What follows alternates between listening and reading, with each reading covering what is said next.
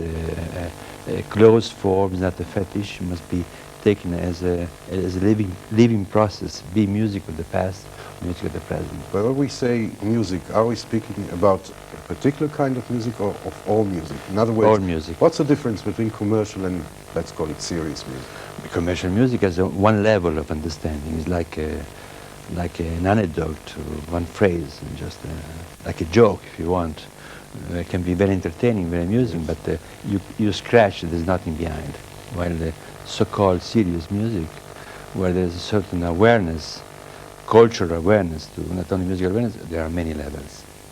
I remember being present at a concert given you an honor during when you they celebrated your 60th birthday, Florence, your city in Italy, with many composers, colleagues present, and if I'm not mistaken, the person who was the first to congratulate you was the secretary of the Communist Party.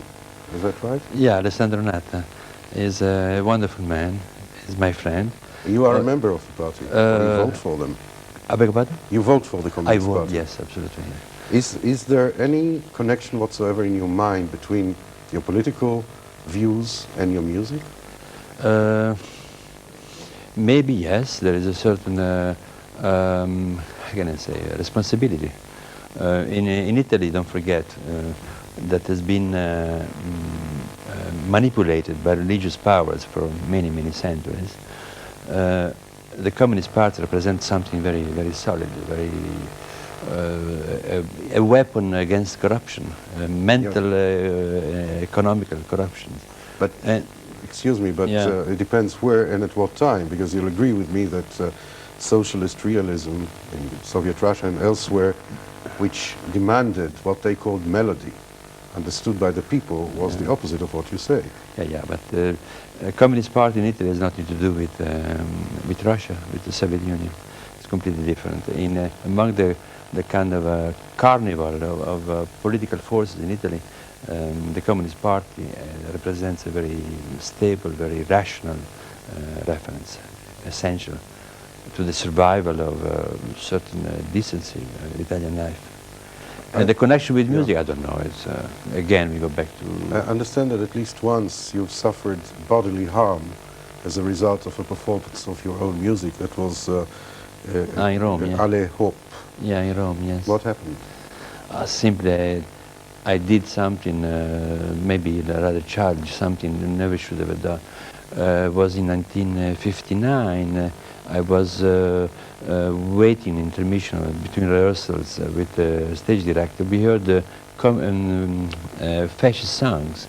We went to the door of the bar and we saw 200-300 young people, fascists, singing fascist songs. We did certain typical Italian gestures, typical Italian noises against them. And they came against us. I was crashed, but they threw me on the air. I broke a vertebra and so. In other words, it was your criticism of their music rather than the other way around, which is not what I thought exactly. It was. May I ask you personally, at what age did you realize that you're going to be a musician? I don't know. It was a natural fact for me because I come from a family of musicians. My grandfather that first introduced me when I was 5 years old to harmony, then my father too. He was a very cultivated musician. I started with him. So I never questioned myself about Did your being grandfather compose? Yeah, both. My grandfather and my father too. And you started with violin, if I'm not mistaken? No, piano. Piano. Yeah, then my father had a crazy idea that I should learn all the instruments. So I studied some violin, and some clarinet and percussion and so on. Well, it helped you later on, probably. No doubt, yes. When was the first time you heard an opera in your life? Very soon, because I was living in a small provincial town, and my communication with the musical world was through the radio. And it was in fascist times, so the radio was kind of producing pompous programs, mainly opera. So I heard... What was the first opera you heard on radio? The one I remember that struck me kind of violently was Bohème. La Bohème, Puccini? Yeah, Puccini. Yes. How did you react? I cried. Really? Yes. I was a boy, and so I was ashamed of my tears. I understand that your own children, 2 boys, are going in your footsteps. in as much as they play instruments. Yeah, and they are extremely musical, both in a different way. Danny is playing violin, he's making wonderful progress. He's 9.5 years old. And Yoni is playing beginning piano and blockflöte. In 1 year, I planned, so to speak, for him to go to clarinet. Mm-hmm. Now, you were drawn many times in different works, in different times, to folkloric music, especially Sicilian and Yugoslav and others. Why is that? Because I'm attracted to all musical culture, if you want, to the past, to the present. First of all, I'm fascinated by the fact when you hear certain songs from Yugoslavia, Sicily, South America, Central Africa, you are aware that you are witnessing a musical document, or a sound document rather, that has been that way for centuries, never moved.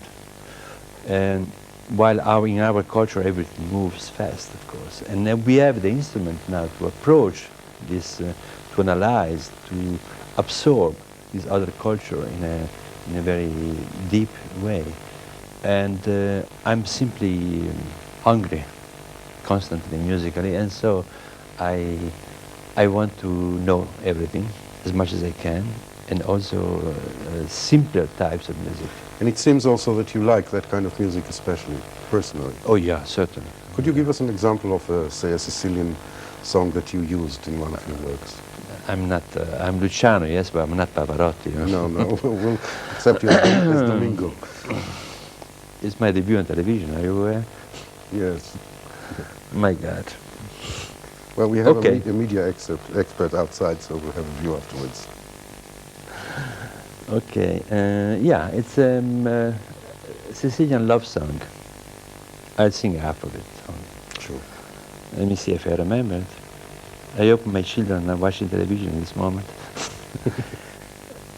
E se fossi piccolo, ma ripassassi, e se fossi accedo a Dio venissi, e vuccati voria basari, e visu cu visu parlari cudia. Well, it was marvelous for a debut. Thank you very much. Okay. Luciano Berio was I almost said Pavarotti. We had Domingo singing here, Yeah. but that's different. Better, yep. Thank you very much. Shalom. ואנחנו נסיים בקטע, מתחת לכותרות, בקטע מתוך הסימפוניה של לוציאנו בריו, קטע שבוצע בידי הסווינגל סינגרס והתזמורת הפילהרמונית הישראלית בניצוחו של המלחין ב-1976 בהפקת הטלוויזיה הישראלית. לילה טוב ולהתראות.